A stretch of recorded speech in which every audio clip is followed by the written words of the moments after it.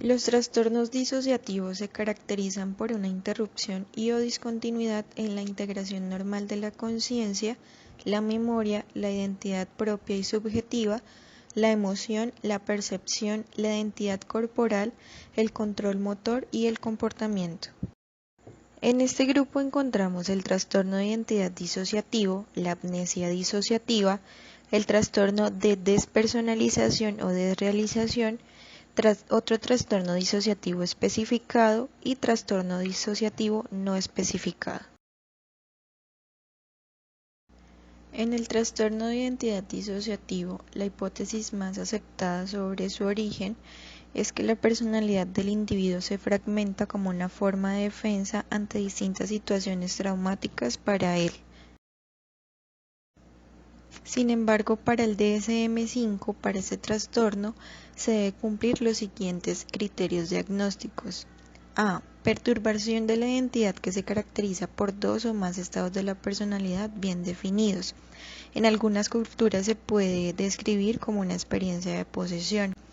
La perturbación de la identidad implica una discontinuidad importante del sentido del yo y el sentido de la entidad, acompañado de alteraciones relacionadas del afecto, el comportamiento, la conciencia, la memoria, la percepción, el conocimiento y o funcionamiento sensitivo-motor. Estos signos y síntomas pueden ser observados por parte de otras personas o comunicados por el individuo. B. Los lapsos recurrentes en la memoria de acontecimientos cotidianos, información personal importante y o sucesos traumáticos incompatibles con el olvido ordinario.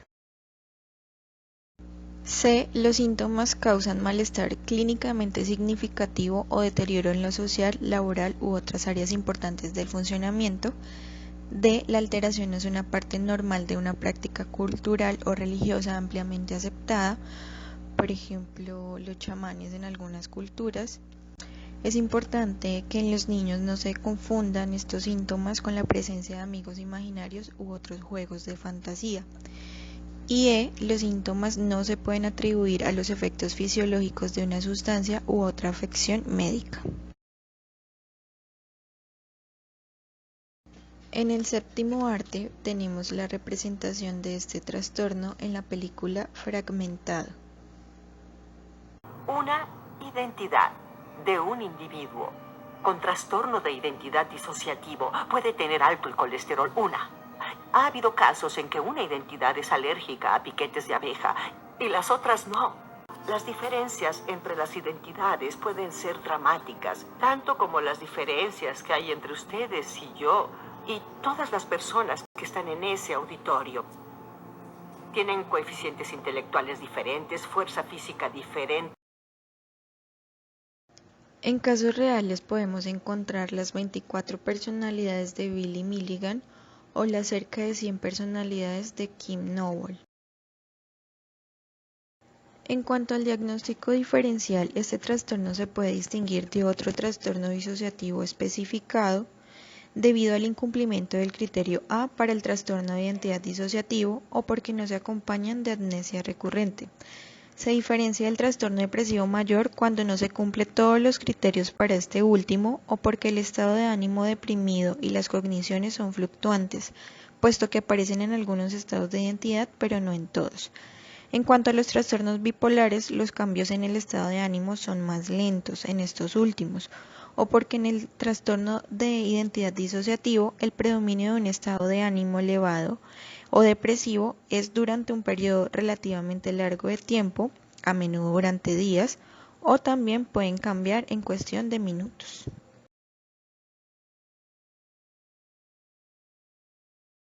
Para la amnesia disociativa, el DSM-5 nos presenta los siguientes criterios diagnósticos. Este trastorno consiste básicamente en la incapacidad de recordar información autobiográfica importante.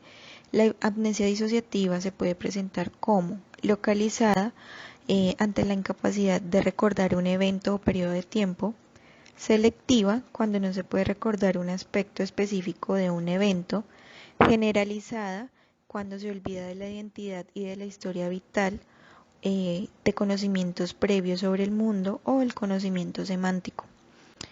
Sistematizada cuando no se puede acceder a la memoria para una categoría específica de información, como por ejemplo todos los recuerdos relacionados con la propia familia o una persona en particular. Y continua cuando a la persona se le olvida cada nuevo evento que ocurre desde un acontecimiento determinado hasta la actualidad. Estos síntomas deben causar malestar clínicamente significativo o deterioro en lo social, laboral u otras áreas importantes del funcionamiento, y la alteración no se puede atribuir a los efectos fisiológicos de una sustancia u otra afección neurológica o médica. Es importante primero descartar un trastorno de identidad disociativo, de estrés postraumático, de estrés agudo, de síntomas somáticos o un trastorno neurocognitivo importante o leve. También debemos especificar si la amnesia disociativa se presenta con o sin fuga disociativa. En el séptimo arte podemos ver representado este trastorno en películas como Memento. En casos reales podemos encontrar historias como la de la paciente Lucía, una ciudadana argentina quien olvidó casi una década de su vida y quien fue diagnosticada con este trastorno. La realidad es que recuerdo lo que me fueron diciendo y como siempre digo, no sé si es un recuerdo mío o lo fui armando. ¿Y qué te contaron? ¿Que te desmayaste? Claro, yo estaba haciendo un desayuno-almuerzo en casa después de haber tenido un show la noche anterior. Uy. Entonces me levanté, bueno, tarde como siempre, armamos la mesa y dicen que tenía calor. Y le dije, me voy a recostar y ahí me caigo. Y cuando me despierto me encontré con toda esta gente que no sé quiénes eran. Te olvidaste más de 10 años de golpe. Sí, un poco más de 10 años.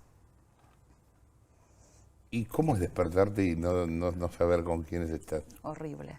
Es horrible porque te sentís... ¿Pero qué pensaste que pasaba? Yo lo único que recuerdo que sentía era ¿quiénes son estos? ¿Qué quieren? ¿Para qué me tienen acá? Ok. ¿Para qué me tienen acá? ¿Quiénes estaban alrededor? Román, mi marido, a Martín, que yo recordaba a un Martín, pero no a ese Martín. Después con tiempo de terapia... Martín, tu hijo. Martín, mi hijo. Yo le decía Martín, pero no Martín por mi hijo, sino le decía Martín. ¿Sabías que se llamaba Martín? Sí. ¿Román? ¿Sabías que se llamaba Román? No, él me decía, soy Román. Estaba el hijo de él, Federico, y andaba por ahí dando vueltas Francisco. ¿De Federico te acordabas? No. ¿Y de Francisco tampoco? No. Y bueno, pedía por ir a la casa de mis padres, que yo ya no hacía un montón que no vivía con mis padres. Claro. Y yo me quería ir a Lomas del Mirador con mi papá y mi mamá. Llamen a mi papá, llamen a mi papá. ¿Y bueno, lo llamaron? Sí, después de un rato. ¿O en ese momento te internaron? No, vino una emergencia médica. Yo no quería ni que me tocaran ni que me sacaran, porque esta gente me iba a sacar de mi casa y la realidad es de dónde me van a llevar. Claro. Así que bueno, cuando vino mi padre, después de todo un día... ¿Apareció tu papá? Sí, mi marido llamó a mi papá. Yo recuerdo que me quedé muy aferrada a Martín todo el día, pegada a Martín todo el día. ¿Martín qué edad tenía? Martín tenía, si no me equivoco, 10 años. Aferrada a Martín. Y bueno, vino mi papá, hablándolo con mi marido también, ¿no? Porque era... y bueno, y me internaron. Y ahí empezó el calvario. ¿Por qué el calvario? Y por malos diagnósticos, malos tratos, acusándonos de que tenía algo que no era o que me había tomado algo para tener esa amnesia disociativa, que el diagnóstico vino 6 meses después de un maltrato. ¿Estuvieron 6 meses antes de darte un diagnóstico? Sí, 6 meses y pasé por todas las que podía haber pasado. Y eso a veces digo, si yo sentí todo ese maltrato, lo que habrá sido para mis hijos y para mi marido, que obviamente fue horrible. En cuanto al diagnóstico diferencial, las amnesias de los individuos con amnesias disociativas, localizadas, selectivas o sistematizadas son relativamente estables. A diferencia de las amnesias del trastorno de identidad disociativo, las personas con este trastorno tienen fluctuaciones bruscas en las habilidades y el conocimiento. En cuanto al trastorno de estrés postraumático, cuando la amnesia se extiende más allá del tiempo inmediato del trauma, está justificado un diagnóstico comórbido de amnesia disociativa. En cuanto a los trastornos neurocognitivos, en la amnesia disociativa, los déficits de memoria son principalmente para la información autobiográfica, mientras que las capacidades intelectuales y cognitivas se conservan. El trastorno de despersonalización de realización se caracteriza por la presencia de experiencias persistentes o recurrentes de despersonalización, desrealización o ambas. La despersonalización hace referencia a experiencias de irrealidad o distanciamiento, como por ejemplo observarse a sí mismo desde otro plano o tener la sensación de estar separado de su propio cuerpo. La desrealización hace referencia a experiencias de irrealidad o distanciamiento respecto al entorno, por ejemplo, sensaciones en que la persona siente que su entorno es incoherente, lo siente como irreal o extraño, o parece no estar conectado con la realidad. En el criterio B, durante las experiencias de despersonalización o de realización, las pruebas de realidad se mantienen intactas, es decir, que el sujeto está ubicado en tiempo y espacio, puede identificar cuánto duró la experiencia, cuándo sucedió o con qué frecuencia le sucede. En el criterio C, los síntomas deben causar malestar clínicamente significativo o deterioro en lo social, laboral u otras áreas importantes del funcionamiento. D, la alteración no se puede atribuir a los efectos fisiológicos de una sustancia u otra afección médica. Y E, la alteración no se explica mejor por otro trastorno mental, como la esquizofrenia, el trastorno del pánico, el trastorno de depresión mayor, el trastorno de estrés agudo, el trastorno de estrés postraumático u otro trastorno disociativo. Este trastorno se caracteriza por la presencia de una constelación de síntomas típicos de despersonalización y de realización y por la ausencia de otras manifestaciones de trastornos como ansiedad por enfermedad, trastorno depresivo mayor o trastorno obsesivo compulsivo. La categoría residual de otro trastorno disociativo especificado se utiliza en situaciones en las que el clínico opta por comunicar el motivo específico por el que la presentación no cumple los criterios de ningún trastorno disociativo específico. Tiene ejemplos como los síntomas disociativos mixtos, recurrentes o crónicos, que se acercan pero no llegan a cumplir todos los criterios diagnósticos para el trastorno de identidad disociativo. Los estados disociativos secundarios al lavado de cerebro o la modificación del pensamiento, dos presentaciones agudas de duración menor de un mes de síntomas disociativos mixtos, uno de los cuales también está marcado por la presencia de síntomas psicóticos, y tres estados disociativos de un solo síntoma, el trance disociativo, el estupor disociativo o coma y síndrome de Hansen. El individuo da respuestas aproximadas e inexactas. La categoría del trastorno disociativo no especificado se utiliza en situaciones en las que el clínico opta por no especificar el motivo del incumplimiento de los criterios para un trastorno disociativo específico e incluye presentaciones para las que no existe información suficiente para hacer un diagnóstico más específico, por ejemplo en servicios de urgencias. En el pronóstico para el trastorno de identidad disociativo, con el tratamiento adecuado, muchas personas afectadas muestran una marcada mejoría en el funcionamiento laboral y personal. Sin embargo, algunos continúan con mucho deterioro en la mayoría de actividades de la vida. En la amnesia disociativa, la eliminación de las circunstancias traumáticas que subyacen a la amnesia disociativa puede provocar una recuperación rápida de la memoria.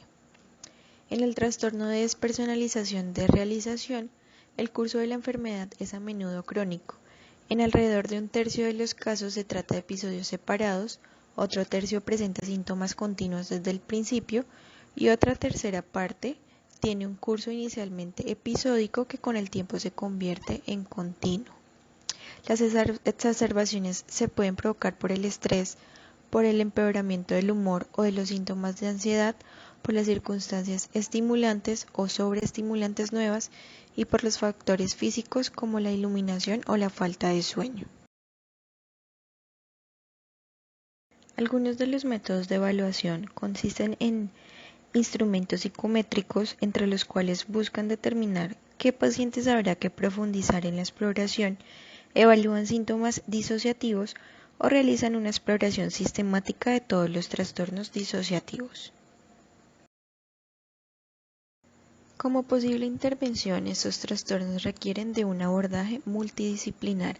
Según la doctora Marlene Hunter, inicialmente es necesario ayudar al paciente a mantenerse seguro, dentro y fuera de consulta, en camino hacia esta y después de salir de la misma.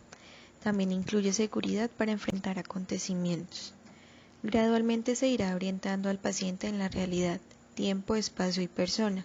Enseñarle técnicas de reorientación como decirle: mira a tu alrededor, mira la ventana o los árboles, pon tus pies en el suelo, siente tus manos sobre los brazos del asiento. Realizarle preguntas como: ¿dónde estás? ¿Dentro o fuera? ¿Qué tienes debajo de los pies? Después de algunos meses se irá conociendo de la historia del paciente hasta donde él la conoce o recuerda, y en el caso del trastorno de identidad disociativo se irán conociendo los distintos estados de ego o identidades con los que se irá realizando la terapia. De esta manera se irá realizando un mapa del sistema y conociendo los mundos interiores del paciente. La recuperación de recuerdos no se debe forzar. Estos aparecerán en la conciencia cuando llegue el momento apropiado. Lo importante de la recuperación de recuerdos es lograr que el paciente comience a crearse un relato cohesionado, trasladando el enfoque del lado izquierdo al derecho y viceversa de su cerebro, disminuyendo su impacto emocional y aumentando su comprensión del hecho. El rol del psicólogo resulta relevante en estos trastornos, ya que existen muchos casos en los que los pacientes han recibido un diagnóstico inicial erróneo, por lo que se debe, entre otras cosas, trabajar para estabilizar al paciente y garantizar su seguridad antes de evaluar las experiencias traumáticas y explorar las identidades problemáticas y las razones de la disociación. Si es necesario, se realizará hospitalización por parte de los profesionales de la salud encargados. La psicoeducación es primordial tanto para el paciente, los familiares o las personas responsables del cuidado de él. Se debe realizar entrenamiento en habilidades sociales y capacidad de regulación emocional. También la reestructuración cognitiva va a permitir cambiar las cogniciones disfuncionales y es recomendable utilizar técnicas de exposición modificada para desensibilizar gradualmente a los pacientes de las memorias traumáticas, que a veces son toleradas solo en fragmentos pequeños. Las principales terapias usadas son la psicoterapia focal, la terapia del estado de ego, la hipnosis clínica, el modelo CASC y la desensibilización y reprocesamiento por movimientos oculares.